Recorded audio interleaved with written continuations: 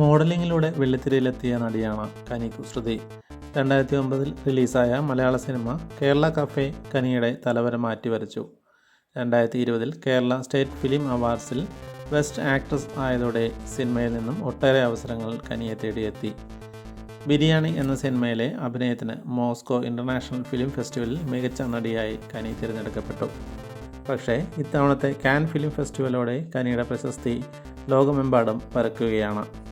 Palestine ഐക്യദാർഢ്യത്തിൻ്റെ പ്രതീകമായ തണ്ണിമത്തൻ്റെ ഡിസൈനുള്ള hand ബാഗുമായാണ് കനി കാനിൽ എത്തിയത്. Photo എടുക്കുമ്പോഴൊക്കെ hand bag ഉയർത്തി തന്നെ പിടിക്കാൻ കനി പ്രത്യേകം ശ്രദ്ധിച്ചു.